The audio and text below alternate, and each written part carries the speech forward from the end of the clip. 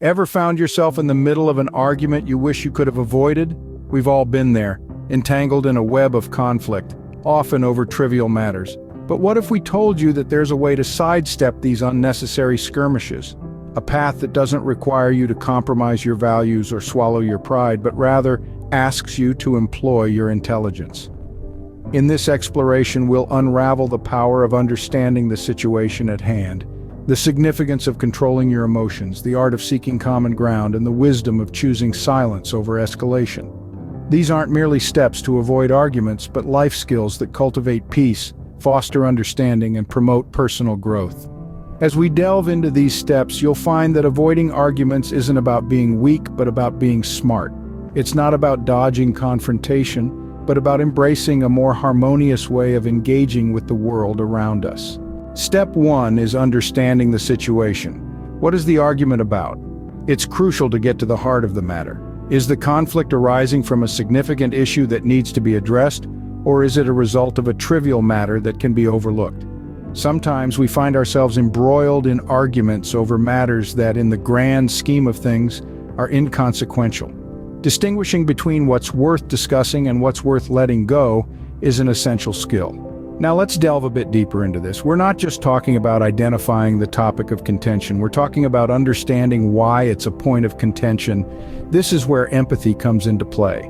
Empathy is not just about feeling what others feel, it's about understanding why they feel what they do. It's about stepping into their shoes and seeing the situation from their perspective. This doesn't mean you have to agree with them, but understanding their viewpoint can help avoid unnecessary arguments. You see, when we empathize, we're more likely to respond to others' feelings and needs rather than reacting defensively to their words or actions. This shift in mindset can help diffuse potential arguments before they escalate. Let's take an example. Suppose your colleague is upset because you didn't include them in a project they wanted to be part of. Instead of getting defensive, try to understand their feelings.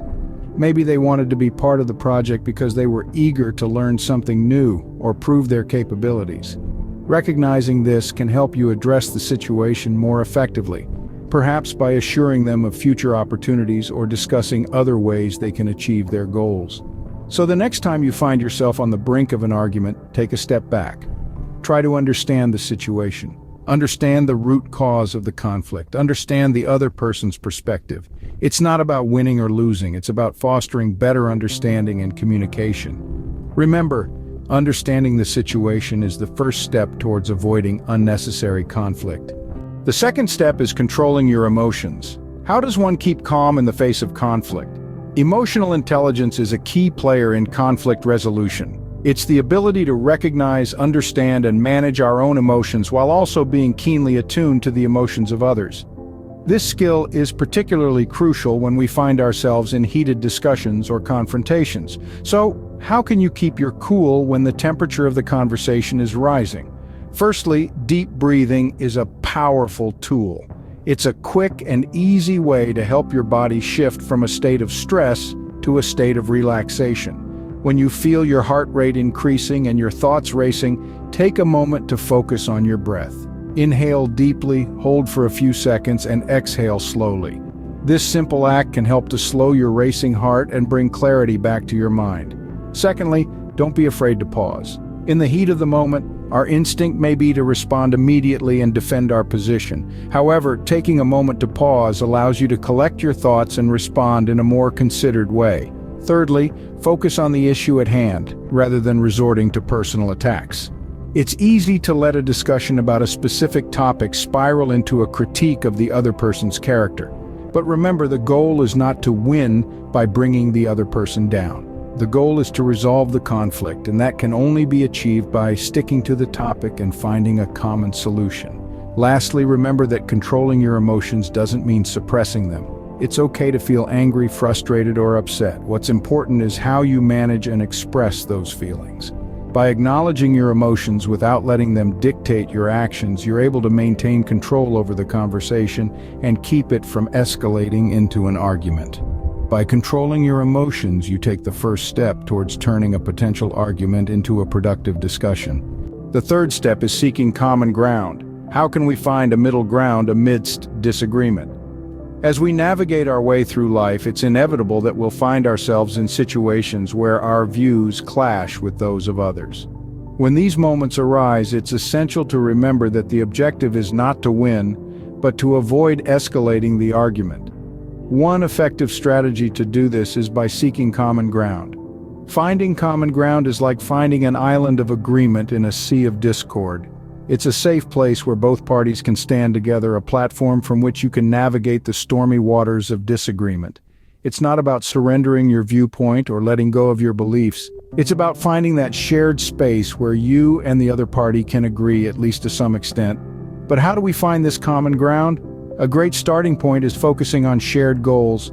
If you're in a business setting, for instance, remember that everyone is working towards the success of the organization.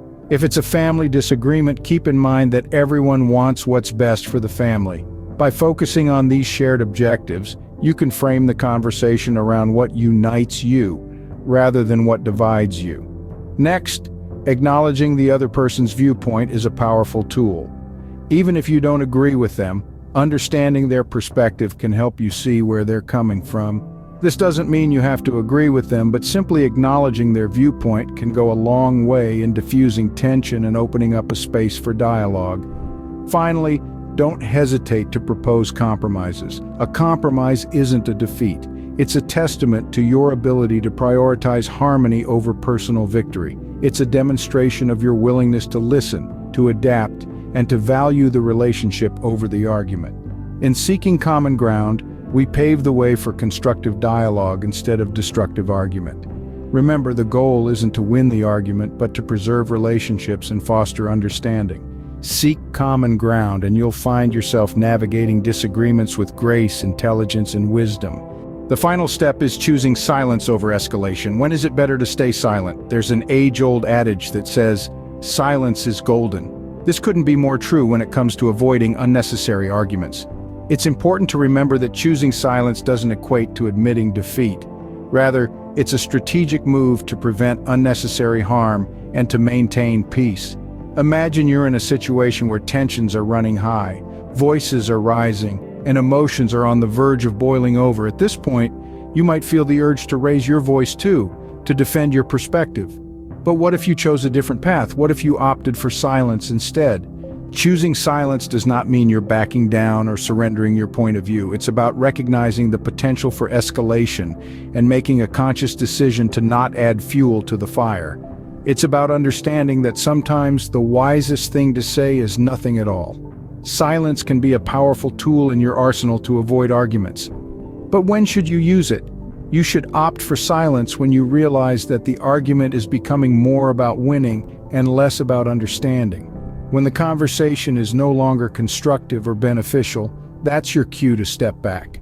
Another prime time to choose silence is when you notice that emotions are overtaking logic.